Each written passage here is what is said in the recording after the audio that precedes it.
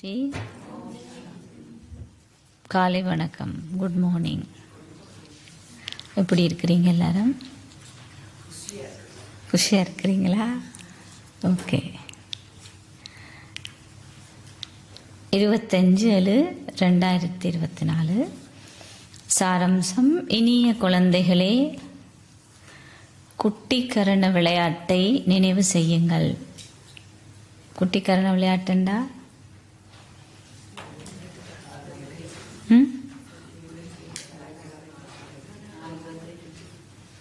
எப்படி இருந்தீங்க அப்படியே வருது.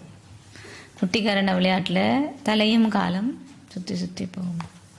அதே மாதிரி நீங்கள் எப்படி ஆரம்பத்தில் இருந்தீங்களோ மீண்டும் அப்படியே வாரதை நினைக்கிறது. முழு சக்கரத்தினதும் பிரம்மாவினதும் பிராமணர்களினதும் ரகசியம் இந்த விளையாட்டினுள்ளேயே அமிழ்ந்துள்ளது. முழு சக்கரத்தினதும் பிரம்மாவினதும் பிராமணர்களினதும் ரகசியம் இந்த விளையாட்டினுள்ளேயே அமிழ்ந்துள்ளது. கேள்வி: சங்கமயுகத்திலே குழந்தைகளாகிய நீங்கள் அனைவரும் தந்தையிடமிருந்து என்ன ஆஸ்தியை பெறுகின்றீர்கள்? சங்கமயுகத்தில் குழந்தைகளாகிய நீங்கள் தந்தையிடமிருந்து என்ன ஆஸ்தியை பெறுகிறீர்கள்? என்ன ஆஸ்தி கொடுக்கிறார் பாபா? சொர்க்காஸ்தி குணங்கள் கொடுக்கிறார்.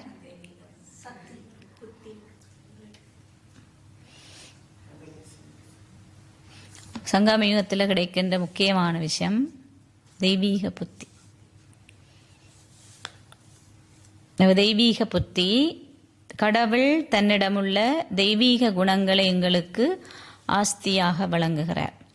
எங்களுடைய புத்தி வைரத்தை போன்று தெய்வீகமானதாக ஆகுகின்றது. இப்பொழுது நீங்கள் பிராமணர்களாகி தந்தையிடமிருந்து மாபெரும் பொக்கிஷத்தினை கோரிக்கொள்கின்றீர்கள்.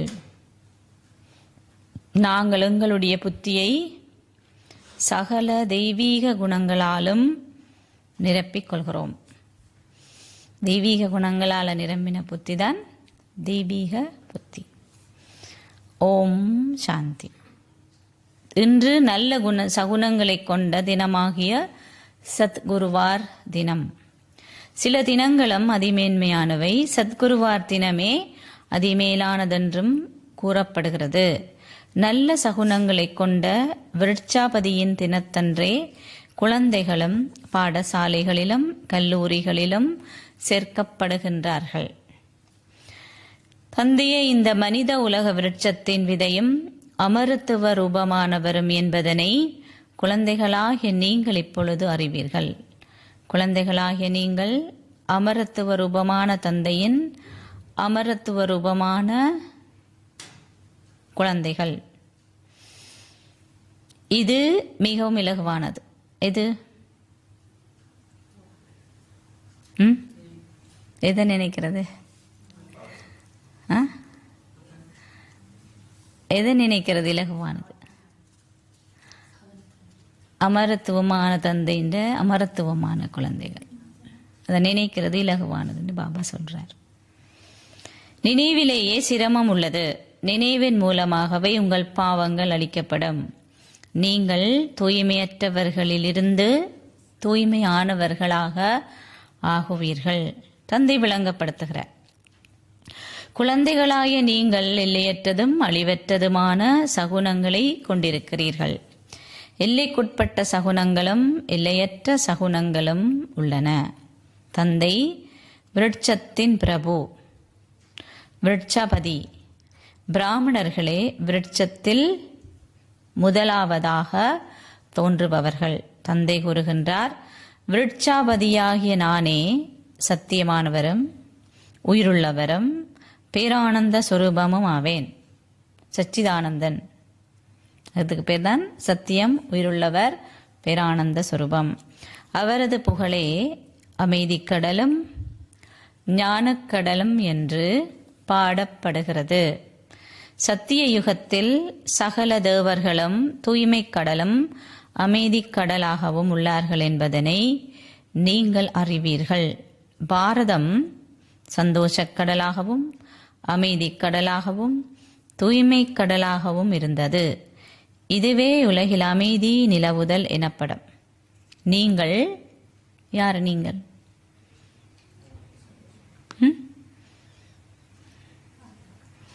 ஆத்மாக்கள், வேற பிராமணர்கள். உண்மையில் நீங்களும் அமரத்துவ ரூபங்களே. ஒவ்வொரு ஆத்மாவும் தனது சிம்மாசனத்திலே அமர்ந்திருக்கின்றார். இவை அனைத்தும் உயிருள்ள அமரத்துவ சிம்மாசனம். நட்சத்திரம் என்று அழைக்கப்படுகின்ற அமரத்துவ ரூபமான ஆத்மா நெற்றியின் மத்தியிலே அமர்ந்திருக்கிறார். இப்ப எங்க இருந்து நீங்க கேட்குறீங்க? கதிரில் இருந்தா புருவ மத்தியில இருந்து. விருட்சாபதியாக உள்ளவர் ஞானக்கடல் எனவும் அழைக்கப்படுவதனால் அவர் நிச்சயம் வந்து ஆகவே வேண்டும்.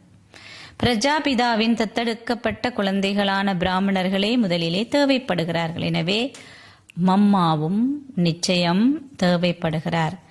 குழந்தைகளாய் உங்களுக்கு அனைத்தும் மிகவும் தெளிவாக விளங்கப்படுத்தப்பட்டிருக்கிறது. நீங்கள் குட்டி கரணமடிப்பதைப் போன்றே அதன் அர்த்தமும் உங்களுக்கு விளங்கப்படுத்தப்பட்டிருக்கிறது. சிவபாபாவை விதை, அதன் பின்னர் பிரம்மாவும் உள்ளார். பிராமணர்கள் பிரம்மா மூலமே உருவாக்கப்பட்டிருக்கிறார்கள். இந்த நேரத்திலே நீங்கள் யார்? பிராமணர்கள் என்றும் பின்னரே தேவர்கள் ஆகுவீர்கள் என்றும் நீங்களே கூறுகின்றீர்கள். முதலில் நாங்கள் எப்படி இருந்தோம்?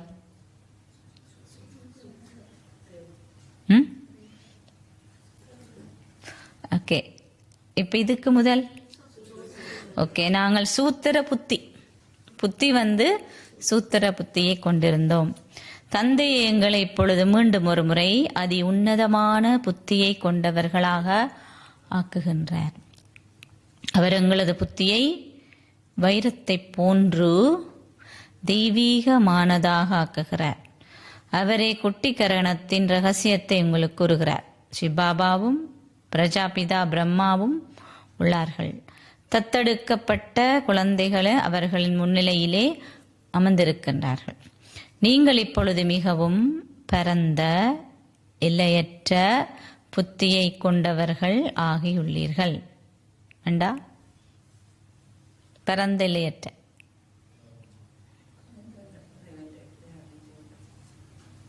பரந்தண்ட என்ன, இல்லையற்றண்ட என்ன?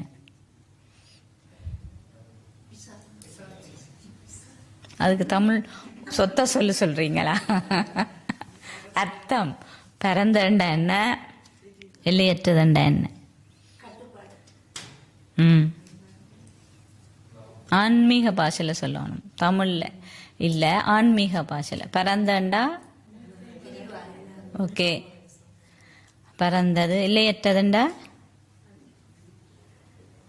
இதைத்தான் பாபா சொல்றார் தெய்வீகம் என்று மெட்ட மாத்தி சொன்னா. அதாவது உடம்புக்கு பற்றிய விஷயங்கள், உடம்பு சம்பந்தமான எந்த விடயங்களும் கப்பால போறது. அது எது எல்லைக்குட்படுத்துறதா எங்களோட சரீரம் சம்பந்தமான பொருட்களோ உடைமைகளோ உறவுகளோ அதுக்கெல்லாம் அப்பால போறதான்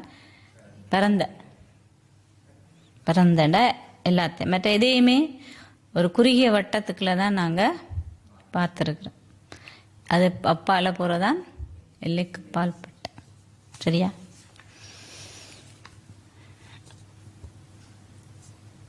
பிராமணர்களாகிய நீங்கள் பின்னர் தேவர்களாகுவீர்கள். இப்பொழுது நீங்கள் இறை புத்தியை கொண்டவர்களாகின்றீர்கள். இறை புத்தி என்றது தெய்வீக புத்தி. அதாவது நீங்கள் கடவுளிடம் உள்ள தெய்வீக குணங்களை உங்களுடைய ஆஸ்தியாக பெறுகிறீர்கள். மற்றவர்களுக்கு நீங்கள் விளங்கப்படுத்தும் பொழுது இதனை மறந்து விடாதீர்கள். இதனை உங்களுக்கு சொத்து கொடுக்கிறார். இது என்னது சொத்தா கொடுக்கிறாரு? தந்தை ஞானக்கடல். அவர் முதலாம் இலக்கத்தவர். அவர் உங்களுக்கு ஞானத்தை பேசுகின்ற கடவுளாகிய ஞானேஸ்வரன் என்று அழைக்கப்படுகிறார். நீங்கள் ஞானத்தின் மூலமாகவே சத்கதியை பெறுகிறீர்கள். சத்கதி என்றா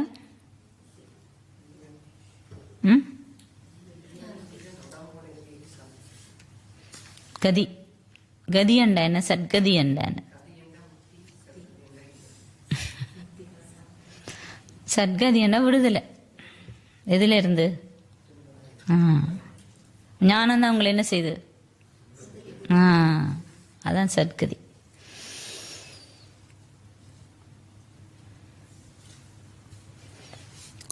அவர் ஞானத்தின் மூலமாகவும் யோகத்தின் மூலமாகவும் தூய்மையற்றவர்களை தூய்மையாக ஆக்குகின்றார். பாரதத்தின் புராதன யோகம் மிகவும் பிரபல்யம் வாய்ந்தது. ஏனெனில் இதன் மூலமாகவே கலியுகம் சத்திய யுகமாக மாறியது.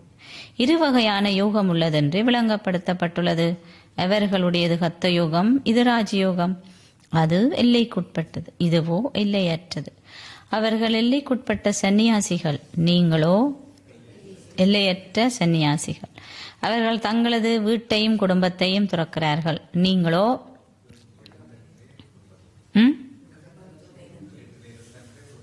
முழு உலகத்தையுமே துறக்கிறீர்கள். நீங்கள் வீட்டையும் அவர்கள் வீட்டையும் குடும்பத்தையும் துறக்கிறார்கள், நீங்களோ முழு உலகத்தையுமே துறக்கிறீர்கள்.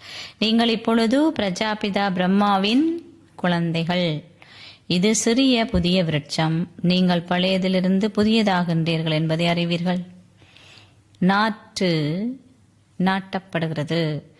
நாங்கள் உண்மையிலேயே குட்டிக்கரணம் அடிக்கிறோம். பிராமணர்களாகிய நாங்கள் பின்னர் தேவர்களாகுவோம். நீங்கள் வெறுமனே ஹம்சோ, அதாவது நாங்கள் என்ற வார்த்தையை மாத்திரமின்றி சோ, அதாவது அவ்வாறு ஆக வேண்டும். ஹம்சோ சோகம், நாங்கள் எப்படி இருந்தோமோ அப்படியே ஆகிறோம். அதான் அந்த குட்டிக்கரண விளையாட்டினுடைய அர்த்தம். அந்த வார்த்தையை நீங்கள் நிச்சயமாக பயன்படுத்த வேண்டும். நாங்கள் சூத்திரராக இருந்தோம், இப்பொழுது பிராமணர்களாகியுள்ளோம். இந்த குட்டிக்கரணத்தை நீங்கள் மறந்துவிடக்கூடாது. எப்படி இருந்தோம், இப்படியா இருக்கிறோம், திருப்பி நாங்கள் என்னவாக ஆக போறோம். இது மிக இலகுவானது. நாங்கள் எவ்வாறு 84 பிறவிகள் எடுக்கிறோம், எவ்வாறு நீலே கீழிறங்குகிறோம், பின்னர் எவ்வாறு பிராமணராக மேலேறுகிறோம் போன்றவற்றை சிறு குழந்தைகளால் கூட விளங்கப்படுத்த முடியும். ஏணியில் எப்படி ஏறுறோம், பிறகு எப்படி இறங்குறோம், இது எல்லாராலையுமே விளங்கப்படுத்த முடியும். நாங்கள் பிராமணர்களிலிருந்து தேவர்களாகிறோம். பிராமணர்கள் இப்பொழுது பெரும் பொக்கிஷங்களை பெறுகிறார்கள். என்ன பொக்கிஷம்?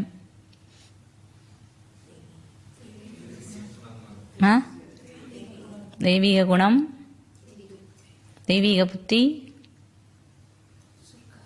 சொர்க்காஸ்தி, பெரும் பொக்கிஷமா தாபா சொல்ற.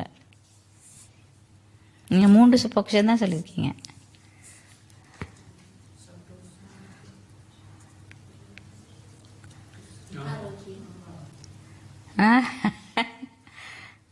உங்களை வீட்டு வேலை என்ன வீட்டு வேலை?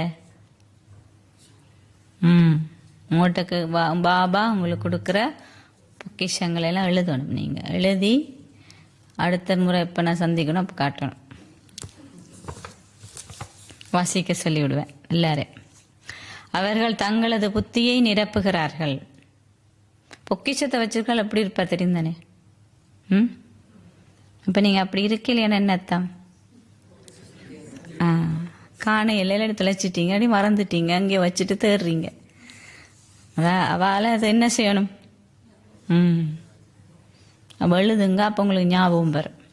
அவர்கள் தங்களது புத்தியை நிரப்புகிறார்கள். சங்கரன் ஞானக்கடல் என்று அழைக்கப்படுவதில்லை. அவர் எவரது புத்தியையும் நிரப்புவதும் இல்லை. ஓவியர்கள் வெறுமனே அந்த படத்துக்கு வர்ணம் தீட்டியுள்ளார்கள். அது சங்கரனை குறிப்பதும் இல்லை. விஷ்ணுவும் பிரம்மாவும் இந்த இடத்துக்குரியவர்கள். அவர்கள் லட்சுமியையும் நாராயணனையும் தம்பதிகளாக உச்சியிலே காட்டியிருக்கிறார்கள். இது பிரம்மாவின் இறுதி பிறவி. முதலில் அவர் விஷ்ணுவாக இருந்து பின்னர் 84 பிறவிகளை எடுத்து பிரம்மாகினார். நான் அவருக்கு பிரம்மா என பெயரிட்டேன். நான் அனைவரது பெயர்களையும் மாற்றினேன். காரணம், துறவு கொண்டிருந்தார்கள். அவர்கள் துறவை கொண்டிருந்தார்கள். நீங்கள் சூத்திரர்களிலிருந்து பிராமணர்கள் ஆகிய போது உங்களுடைய பெயர்கள் மாற்றப்பட்டன. ஆரம்பத்தில் பாபா என்ன செய்தாரு? அவன் லௌகீகமான பெயர்களை எல்லாம் மாற்றின பார்த்துருங்க. நம்ம தாதிமாருக்கெல்லாம் ஒவ்வொருத்தருக்கு ஒரு பேர். அப்போ அதை லௌகீக பேரை ஆன்மீகமாக மாத்திர என்னண்டா அதை விட்டு வேறண்டுக்கு வந்ததால் அந்த சரீரம் அந்த உறவு எல்லாம். தந்தை உங்களுக்கு மிகவும் களிப்பூட்டத்தக்க பெயர்களை கொடுத்தார். விருட்சபதி இந்த ரதத்தில் அமர்ந்திருக்கிறார் என்பதை நீங்கள் இப்பொழுது பார்த்து புரிந்து கொள்ளலாம். இது அவரது அமரத்துவ சிம்மாசனமும் இது இவரது அமரத்துவ சிம்மாசனமும். அவர் இந்த சிம்மாசனத்தை கடனாடுக்கிறார். இந்த சிம்மாசனம் அவர் தனக்குன்னு ஒரு சிம்மாசனத்தை பெறுவதில்லை. அவர் கூறுகிறார், நான் இந்த ரதத்துக்குள்ளே பிரவேசித்து உங்களுக்கு எனது அறிமுகத்தை கொடுக்கிறேன். உங்களை போன்று புறப்புறப்பு சக்கரத்துக்குள்ளே நான் வருவதில்லை. நான் இந்த சக்கரத்துக்குள் வந்துவிட்டால் உங்களை தமோ பிரதானிலிருந்து சதோ பிரதான் ஆக்குவது யார்? அண்டா தூய்மையற்றிலிருந்து தூய்மையாக உங்களை அவ்வாறு ஆக்குவதற்கு ஒருவர் தேவைப்படுகிறார். இதனாலேயே எனது பாகம் அவ்வாறு அமர்ந்திருக்கிறது. நீங்கள் என்னை கூவி அழைத்தீர்கள், ஓ தூய்மையாக்குபவரே வாருங்கள். ஆத்மாக்கள் துன்பத்தில் உள்ளதனால் அசரீரியான சிபாபாவை கூவி அழைக்கிறார்கள். குறிப்பாக பாரத மக்களின் ஆத்மாக்கள் என்னை கூவி அழைக்கின்றனர், வந்து தூய்மையற்றிருக்கும் எங்களை தூய்மையாக்குங்கள். சத்திய யுகத்தில் நீங்கள் மிகவும்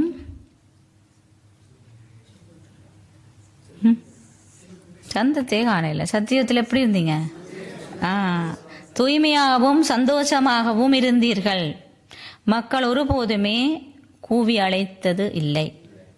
தந்தை கூறுகிறார், நான் உங்களை சந்தோஷமானவர் ஆக்கிவிட்டு பின்னர் நான் ஓய்வு ஸ்திதியிலே சென்று அமர்ந்து கொள்கிறேன். அங்கு சத்திய யுகத்தில் நான் தேவைப்பட மாட்டேன். ஏன்? நீங்க சந்தோஷமாத்தானே இருக்கிறீங்க, அப்ப அவருக்கு தேவையில்லை.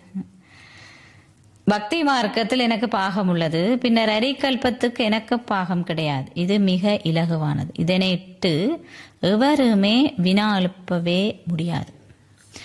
துன்ப காலத்தில் அனைவரும் கடவுளை நினைவு செய்வதாக நினைவு கூறப்படுகிறது. சத்திய திரேத்தா யுகங்களில் பக்தி மார்க்கம் கிடையாது. நீங்கள் அதை ஞான மார்க்கம் என்றும் கூட அழைக்க மாட்டீர்கள். நீங்கள் சங்கமயுகத்திலேயே ஞானத்தை பெறுகிறீர்கள். அதன் மூலமாக 21 பிறவிகளுக்கு ஒரு வெகுமதியையும் பெற்றுக்கொள்கிறீர்கள். நீங்கள் வரிசை கிரமமாகவே சித்தியும் எய்துகின்றீர்கள். சிலர் தோல்வியும் அடைகிறார்கள். உங்களுடைய யுத்தம் இப்பொழுது நிகழ்ந்து கொண்டிருக்கிறது. தந்தை பிரவேசிக்கின்ற ரதம் பிரம்மா வெற்றி அடைவதையும் பின்னர் குமார்கா போன்ற விசேஷ அன்புக்கினிய குழந்தைகளும் வெற்றி அடைவார்கள் என்பதையும் நீங்கள் அறிவீர்கள். குமார்கா என்பது பிரகாஷ்மணி தாதி. அவர்கள் ஏனைய பலரையும் தங்களை போன்று ஆக்குகிறார்கள். எனவே இது ஒரு குட்டிக்கரணம் என்பதை குழந்தைகளாகிய நீங்களும் உங்களுடைய புத்தியிலே வைத்திருக்க வேண்டும். சிறு குழந்தைகளால் கூட இதனை புரிந்து கொள்ள முடியும். இதனாலேயே பாபா கூறுகிறார், இதனை குழந்தைகளுக்கும் கற்பியுங்கள். குழந்தைன்னு சின்ன பிள்ளை, வயசுல குறைஞ்ச வயசுல இருக்கிறார்கள். அவர்களுக்கும் தந்தையிடமிருந்து ஆஸ்தியை பெற்றுக்கொள்ளும் உரிமை இருக்கிறது. அது அவர்களுக்கு மிகையாக இருக்காது. சிறிதளவு ஞானத்தை அறிந்து கொண்டிருந்தாலும் அது ஒருபோதுமே அழிக்கப்படவே மாட்டாது. அவர்கள் நிச்சயமாக சுவர்க்கத்துக்கு செல்லுவார்கள். கிறிஸ்து ஸ்தாபித்த கிறிஸ்தவ மதம் அத்தகையதோர் பெரிய சமயம். தேவ தர்மம் அதை விடவும் பெரியது. அது ஆரம்பத்தில் இருந்தது. அது 2 யுகங்களுக்கு நீடித்தது. எனவே அதன் சனத்தொகையும் பெரிதாக விரிந்திருக்க வேண்டும். எனினும் அவர்கள் தங்களை இந்துக்கள் என்று அழைத்துக் கொண்டார்கள். பின்னர் 330 மில்லியன் தேவர்கள் இருப்பதாக அவர்கள் கூறுகிறார்கள். அவ்வாறாயின் அவர்கள் ஏன் தங்களை இந்துக்கள் என அழைக்கின்றனர்? மாயை அவர்களது புத்தியை முற்றிலும் அழித்து விட்டாள். அதனால் அவர்களது நிலைமை இவ்வாறு ஆகிவிட்டது. தந்தை கூறுகிறார், மாயையை வெற்றி கொள்வது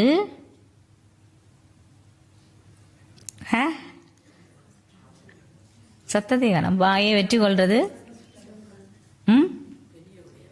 பெரிய விஷயம் இல்லை, இலகுவானது. பாபா சொல்றார், சிரமமானது இல்லை. மாயை வெற்றி கொள்வது சிரமமானது இல்லைன்னு சொல்றார். நீங்கள் ஒவ்வொரு கல்பத்திலும் மாயை வெற்றி கொள்கிறீர்கள். அதால் அது பெரிய விஷயம் இல்லை. நீங்கள் ஒரு சேனை ராவணனாய் 5 விகாரங்களையும் வெற்றி கொள்கிற உதவுகின்ற தந்தையை நீங்கள் கண்டுட்டீங்க. அதனால தான் அது லேசானது. இப்பொழுது ராகுவின் சகுனம் உள்ளது. விருட்சபதியான தந்தை வருவதனால் நிச்சயமாக பாரதத்தின் மீது வியாழ திசை இருக்கும். அனைத்தும் இதிலே உள்ளடக்கப்பட்டுள்ளது. இந்த விருட்சத்தில் எல்லாமே இருக்கு, அடக்கப்பட்டு. நீங்கள் நோயில் இருந்து விடுபட்ட சரீரத்தை பெறுவீர்கள் என்பதை குழந்தைகளாகிய நீங்கள் அறிவீர்கள். அங்கு மரணம் என்பதற்கான கேள்வியே கிடையாது. அது அமரத்துவ பூமி. இன்னார் இன்னார் மரணித்து விட்டார் என்றெல்லாம் நீங்கள் கூறவே மாட்டீர்கள். அங்கு மரணம் என்பதே கிடையாது. நீங்கள் ஒரு சரீரத்தை நீக்கி இன்னொன்று எடுப்பீர்கள். சரீரம் ஒன்று எடுப்பதிலும் நீக்குவதிலும் அங்கு சந்தோஷமே இருக்கும். துன்பம் என்பதே கிடையாது. இப்பொழுது வியாழ திசை உங்கள் மீது இருக்கிறது. அனைவர் மீதும் வியாழ திசை இருக்க முடியாது, ஆனால் உங்களுக்கு இருக்குது. ஒரு பாடசாலையிலே சிலர் செத்து எதுகின்றார்கள், சிலர் தோல்வியடைகிறார்கள். இதுவும் ஒரு பாடசாலையே. நீங்கள் ராஜயோகம் கற்பதாக கூறுகிறீர்கள். அவ்வாறாயின் அதை உங்களுக்கு கற்பிப்பவர் யார்? எல்லையற்ற தந்தை. எனவே நீங்கள் பெருமளவு சந்தோஷத்தை கொண்டிருக்க வேண்டும். இதில் வேறு எதுவுமே கிடையாது. தூய்மையே பிரதானமான விடயம். எழுதப்பட்டுள்ளது, குழந்தாய், உங்களது சரீரத்தையும் சரீர உறவுகள் அனைத்தையும் துறந்து சதா என்னை மாத்திரமே நினைவு செய்யுங்கள். இவை கீதையின் வாசகம். கீதையின் அத்தியாயம் நடிக்கப்படுகிறது. அதிலும் கூட மக்கள் அனைத்திலும் குழப்பமடைந்துள்ள நிலையிலே இருக்கிறார்கள். அது ஒரு மூட்டை மாவிலே ஒரு துளி உப்பு இருப்பது போன்றதாகும். இது உண்மை. அது குழந்தைகளால் கூட புரிந்து கொள்ளக்கூடிய மிக இலகுவான விடயம். அவ்வாறிருந்தும் நீங்களேன் மறக்கிறீர்கள்? இது சின்ன விஷயம், சின்ன பிள்ளை கூட விளங்கிக்கொள்ளும். நீங்களேன் மறக்கிறீங்கன்னு பாபா கேட்கிறேன். பக்தி மார்க்கத்திலும் நீங்கள், பாபா நீங்கள் வரும்போது நான் வேறெவருக்கும் அன்றி உங்களுக்கே உரியவனாக இருப்பேன் என்று நீங்கள் கூறுகிறீர்கள். கடவுளே வந்தா சொன்னீங்களா? ஞாபகம் இருக்கா? சரியாம சொல்லிட்டீங்க. நான் உங்களுக்குரியவனாக இருந்து உங்களிடமிருந்து முழு ஆஸ்தியையும் பெற்றுக்கொள்வேன். நீங்கள் தந்தையிடமிருந்து உங்கள் ஆஸ்தியை கோரிக்கொள்வதற்கு அவருக்குரியவர்களாக ஆகுகின்றீர்கள். நீங்கள் தத்தெடுக்கப்படும் போது தந்தையிடமிருந்து எதை பெறுவீர்கள் என்பதை அறிந்து கொள்கிறீர்கள். நீங்களும் தத்தெடுக்கப்பட்டவர்களே ஆவீர்கள். நீங்கள் தந்தையிடமிருந்து எல்லையற்ற ஆஸ்தியாகிய உலக ராஜ்யத்தை பெறுவீர்கள் என்பதை அறிவீர்கள். நீங்கள் வேறு எதன் மீதும் பற்றை கொண்டிருக்க மாட்டீர்கள். நம்புறார் என்ன? வேற எதிலே உங்களுக்கு பற்றை நீங்க கொண்டிருக்க மாட்டீர்கள். உதாரணமாக, ஒருவருக்கு லௌகீக தந்தை இருந்தால் அவரிடமிருந்து அவர் எதை பெற்றுக்கொள்வார்? அநேகமாக ஒரு 100 முதல் 150,000 வரை கொண்டிருப்பார். இந்த எல்லையற்ற தந்தை உங்களுக்கு எல்லையற்ற ஆஸ்தியை வழங்குகிறார். குழந்தைகளாகிய நீங்கள் அரை கல்பமாக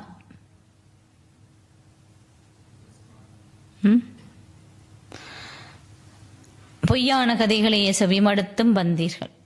இந்த அரைக்கல்பம் துவாபரயுகத்திலிருந்து. இப்பொழுது நீங்கள் தந்தையிடமிருந்து சத்திய கதையையே செவிமடுக்கிறீர்கள். எனவே அத்தகைய தந்தையை நீங்கள் நினைவு செய்ய வேண்டும். நீங்கள் கவனத்துடன் அவர் கூறுவதையும் கவனத்துடன், நான் கவனமாக தானே கேட்கிறேன்.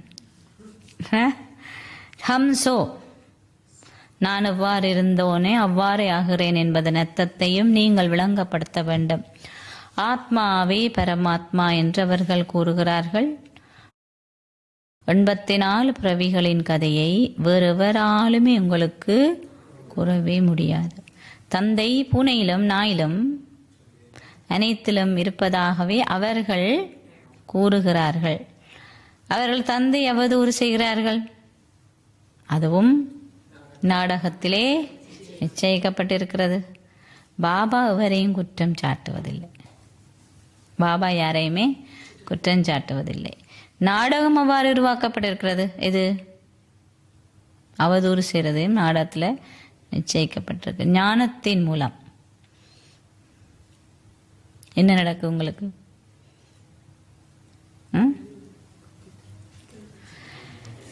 உங்களை தேவர்கள் ஆக்குபவரையே நீங்கள் அவதூறு செய்ய ஆரம்பித்தீர்கள். அப்போ மிச்சம் என்ன மாதிரி? பாபா உங்களை தேவராக்குற அவரே நீங்கள் அவதூறு செய்தீங்க சொல்கிறாரு. இவ்வாறாக நீங்கள் குட்டிக்கரணம் அடிக்கிறீர்கள். இந்த நாடகம் ஏற்கனவே நிச்சயிக்கப்பட்டது.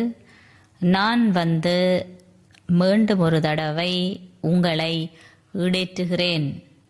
அது உங்களது தவறில்லை என்பதை நான் அறிவேன். இது அவதூறு செய்தது உங்களோட பிள்ளை இல்லை, இது ஒரு விளையாட்டு. நான் உங்களுக்கு கதையை விளங்கப்படுத்துகிறேன். இது சத்திய கதை. இதன் மூலம் நீங்கள் தேவர்களாகிறீர்கள். பக்தி மார்க்கத்தில் அவர்கள் பின்னர் பல கதைகளை உருவாக்கியுள்ளனர். அவர்களிடம் இலக்கு குறிக்கோள் எதுவுமே இல்லை. அவை அனைத்தும் விழுவதற்கானதாகும். இது பக்தியில் நீங்கள் கேட்ட கதைகள் எல்லாமே விழுவதற்கானது. அந்த பாடசாலைகளில் அவர்கள் கல்வியை வழங்குகிறார்கள். எனினும் நீங்கள் சரீரத்தின் ஜீவனோபாயத்துக்கான இலக்கை அங்கு கொண்டிருந்தீர்கள். பண்டிதர்கள் இருந்து தங்களது சரீரங்களின் ஜீவனோபாயத்துக்கான கதையிலே கூறினார்கள். மக்களும் அவர்களின் முன்னிலையில் பணத்தை வைத்தாலும் அவர்கள் பேறுகள் எதனையும் பெறுவதில்லை. காசு கொடுத்து கொடுத்து கேட்டுட்டு போனாங்க, அவ்வளவுதான். ஆனால் ஒன்றுமே கிடைக்கல. இப்பொழுது நீங்கள் பின்ன கிடைக்குது உங்களுக்கு வந்திருக்கிறார். என்ன செய்றார்? முதல்ல நீங்க காசு கொடுத்து கதை கேட்டீங்க. இப்ப என்ன செய்றீங்க? இப்பயும் கதை தானே கேட்குறீங்க. பாபா அந்த கதைக்கு என்ன பேரண்டா? ஞான ரத்தினம். சரியா? ரத்தினத்தை எப்படி இருக்கணும்? இப்பொழுது நீங்கள் ஞான ரத்தினங்களை பெறுகிறீர்கள். அதன் மூலமாக புதிய உலகின் அதிபதிகளாக ஆகிறீர்கள். பண்டிதட்ட கதையை கேட்டு காசை கொடுத்து உங்களோட காசை இல்லாம ஆக்கினீங்க. இப்ப ரத்தினங்களை உங்களை கொடுத்து அங்கு நீங்கள் அனைத்தையுமே புதிதாகவே பெறுவீர்கள். புதிய உலகில் அனைத்தும் புதிதாகவே இருக்கும். ரத்தினம், வைரம் போன்ற அனைத்தும் புதிதாகவே இருக்கும். தந்தை இப்பொழுது கூறுகிறார், என்ன சொல்றார்? எல்லாத்தையும் நீங்க புதுசா போய் இருக்கிறதுக்கு என்ன செய்யணும்?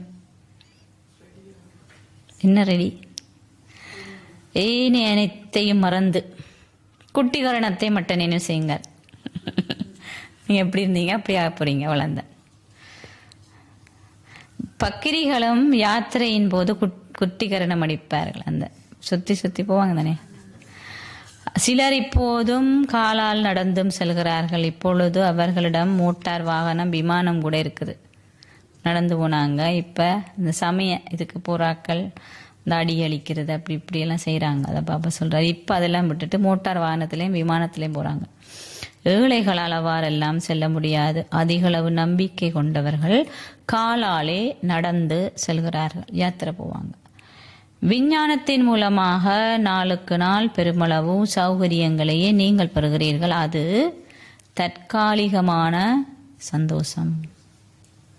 விமானம் ஒன்று நொறுங்கும் போது அது பெருமளவு சேதத்தையே விளைவிக்கிறது.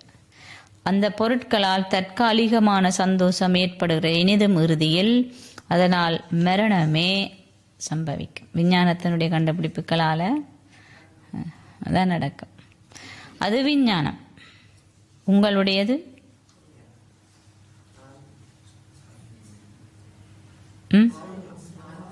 மௌனம். மௌனமாகும். தந்தையை நினைவு செய்வதனால் நன்மை சொல்லுங்க. தந்தை நினைவு செய்வதால் நடக்கும். பாவமளியும் தூய்மை ஆறீங்க, சொர்க்க ஆஸ்தி கிடைக்கும். இப்போ உடனடிப்பல புத்தி தெளிவும் தெய்வீக குணம் கிடைக்கும்.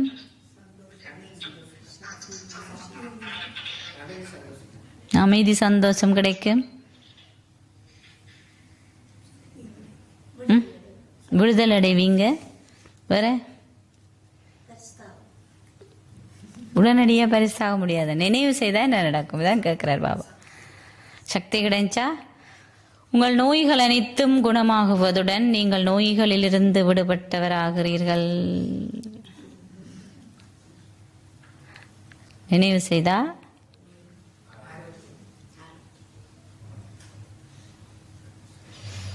சத்தியத்தில் நீங்கள் என்றும் ஆரோக்கியமானவராயிருந்தீர்கள் என்பதை இப்பொழுது புரிந்து கொள்கிறீர்கள். இந்த 84 பிறவிகளின் சக்கரம் தொடர்ந்தும் சுழல்கிறது. தந்தை ஒரே ஒரு தடவையை வந்து உங்களுக்கு விளங்கப்படுத்துகிறார். என்ன? நீங்கள் என்னை அவதூறு செய்தீர்கள், உங்களையே அறைந்து கொண்டீர்கள். என்னை நீங்கள் அவதூறு செய்ததால் நீங்கள் சூத்திர புத்தியை கொண்டவர்களாக ஆகிவிட்டீர்கள். சீக்கியர்கள் கூறுகிறார்கள், பிரபுவை நினைவு செய்தால் நீங்கள் சந்தோஷத்தை பெறுவீர்கள். அதாவது மன்மனாபவாகுங்கள். 2 வார்த்தைகளே உள்ளன. ஆனால் நீங்கள் பெருமளவில் உங்கள் தலைகளை எல்லாம் இதனால் மோதிக்கொள்ள வேண்டியதில்லை. தந்தை வந்து இதனை விளங்கப்படுத்துகிறார். பிரபுவை நினைவு செய்வதனால் என்ன நடக்கும்?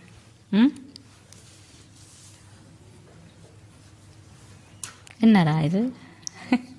21 பிறவிக்கு சந்தோஷத்தை பெறுவீர்கள் என்பதை இப்பொழுது புரிந்து கொள்கிறீர்கள். அதான் சொன்னேன், பொக்கிஷத்தை எழுதினா ஞாபகம் வச்சிருப்பீங்க. அவர் அதற்கான பாதையையும் உங்களுக்கு காட்டுகிறார். மக்களுக்கு சரியான பாதை தெரியாது. ஒவ்வொரு கணமும் என்னை நினைவு செய்து சந்தோஷத்தை பெறுங்கள். ஒவ்வொரு கணமும் என்னை நினைவு செய்து சந்தோஷத்தை பெறுங்கள். உண்மையில் சத்திய யுகத்தில் நோய் துன்பம் போன்றன கிடையாது என்பதை குழந்தைகளாகிய நீங்கள் அறிவீர்கள். இது பொதுவான விடயம். அது சத்திய யுகம் எனப்படுகிறது. இதுவோ கலியுகம் எனப்படுகிறது. உலக சக்கரம் தொடர்ந்தும் சுழல்கிறது. விளக்கம் மிகவும் சிறந்தது. இது ஒரு பாபா என்னது பேர் சொல்லிட்டு வராரு? குட்டிக்கரணம். இப்பொழுது நீங்கள் பிராமணர்கள், பின்னர் தேவர்களாகுவீர்கள். எத்தனை தடவை ஞாபகப்படுத்துறாரு இந்த விடயங்களை? ஏன் நாம் ஞாபகப்படுத்துறார்? நீங்க மறந்து விடுகிறீர்கள். இதாலதான் திருப்பி திருப்பி ஞாபகப்படுத்துறார். நீங்கள் குட்டிக்கரணத்தை நினைவு செய்தால் இந்த ஞானம் முழுவதையுமே நினைவு செய்வீர்கள். குழந்தை, நீங்கள் இரவில் நித்திரைக்கு செல்லும் முன்னர்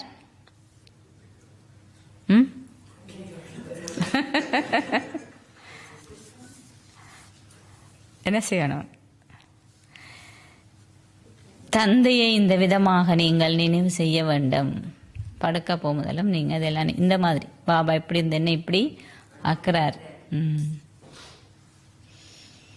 அதன் பின்னர் நீங்க என்ன சொல்றீங்க? பாபா நான் உங்களை மறந்துட்டேன். மாயை மீண்டும் மீண்டும் உங்களை மறக்க செய்ற. இது மாயையுடனான உங்களுடைய யுத்தம். பின்னர் அரை கல்பத்துக்கு நீங்கள் அவளை ஆட்சி செய்கிறீர்கள். தந்தை உங்களுக்கு இலகுவான விடயங்களே கூறுகிறார். இது இலகு ஞானம், இலகு நினைவு எனப்படுகிறது. தந்தை நினைவு செய்யுங்கள். வேற எந்த சிரமத்தை அவர் உங்களுக்கு கொடுக்கிற? பக்தி மார்க்கத்தில் நீங்கள் அதிகளவு சிரமங்களை எல்லாம் கடந்து வந்தீர்கள். ஒரு காட்சியை பெறுவதற்காக மக்கள் தங்களுடைய கழுத்தை வெட்டுவதற்கு கூட தயாராக இருந்தார்கள். ஒரு காட்சி பெறுறதுக்காக அவர்கள் காசியில் தங்களை அர்ப்பணித்துக் கொள்வார்கள். ஆம், தங்கள் புத்தியில் நம்பிக்கை கொண்டு அதனை செய்பவர்களுடைய பாவங்கள் அழிக்கப்பட்டுவிடும். பாருங்க, பக்தியிலே நம்பிக்கை கொண்டு இப்படி அதுக்குள்ள விழுகிறது தானே. கிணத்துல போய் கத்தி போட்ட கிணத்துல விழுந்து சாகுறது. அந்த ஒரு பிறவிக்குரிய பாவம் அளிக்கப்படும். பின் அவர்களுடைய கர்ம கணக்கு புதிதாக ஆரம்பிக்கும். ஜீவன் முக்தி கிடையாது, முக்தி கிடையாது. ஆனால் கர்ம கணக்கு திருப்பி மீண்டும் ஆரம்பிக்கும். எவ்வாறாயினும் அவர்கள் என்னிடம் வரமாட்டார்கள். யார்ட? ஆனால் அதில் விழுகிறது எதுக்காக? சிவன்கிட்ட போகிறோம்னு சொல்லி தான் காசியில் அர்ப்பணிக்கிறாங்க, அவர்கிட்ட போக மாட்டாங்க. என்னை நினைவு செய்வதன் மூலமாகவே பாவங்கள் அழிக்கப்படுமே அன்றி தற்கொலை செய்வதன் மூலம் அல்ல. என்னிடம் எவருமே அவ்வாறு வருவதில்லை, தற்கொலை செய்து வர இயலாது. இது மிக இலகுவானது. வயதானவர்களும் அத்துடன் இளையவர்களும் கூட இந்த குட்டிக்கரணத்தையே நினைவு செய்ய வேண்டும். அச்சா, இனிமையிலும் இனிமையான அன்புக்குரிய, எப்போதோ தொலைந்து இப்பொழுது கண்டுபிடிக்கப்பட்டிருக்கும் குழந்தைகளுக்கு உங்கள் தாயும் தந்தையுமாக இருக்கும் பாப்தாதாவின் அன்பும் நினைவுகளும் காலை வந்தனங்களும். ஆன்மீக தந்தை ஆன்மீக குழந்தைகளுக்கு நமஸ்தே கூறுகின்றார்.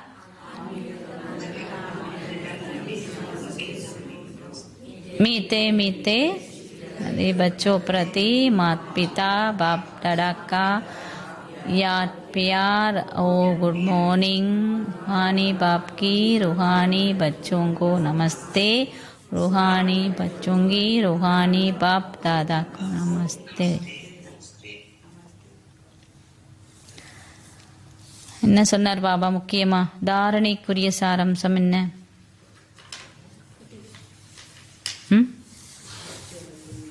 ஓகே ஓகே, வேற என்ன சொன்னார்?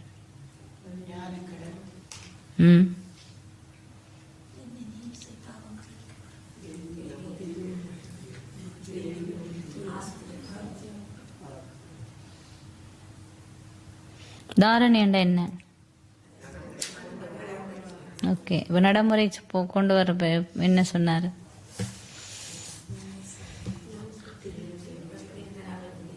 ஓகே,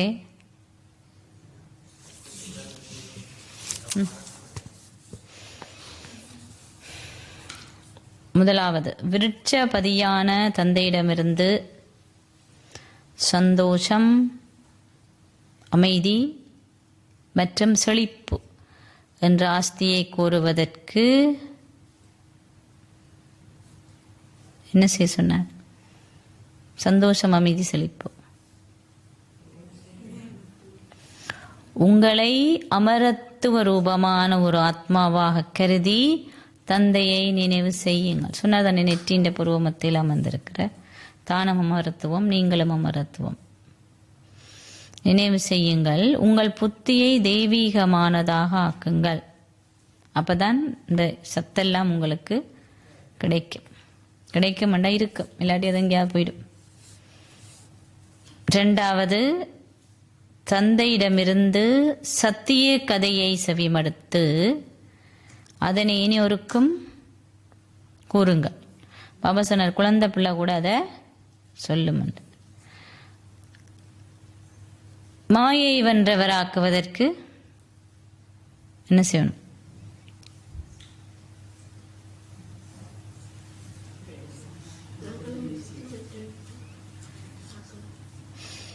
மற்றவர்களை உங்களுக்கு சமமாக்குகின்ற சேவையை செய்யுங்கள். ஆப் சமான், எனக்கு சமன்.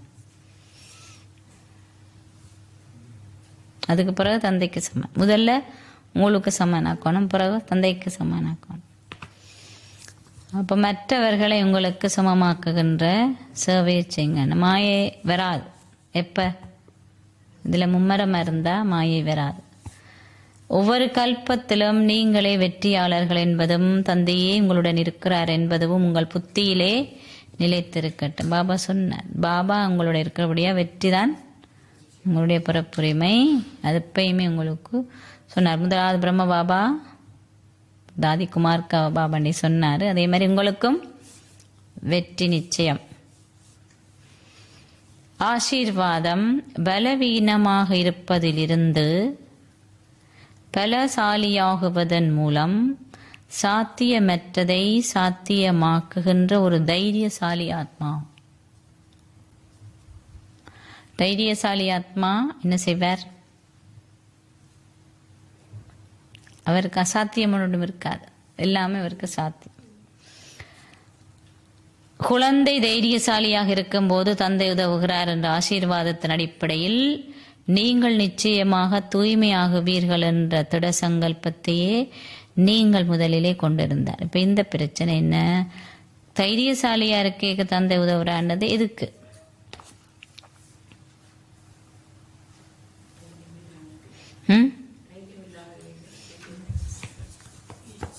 எதுக்கு எதுக்கு அது பாபா சொல்றார்?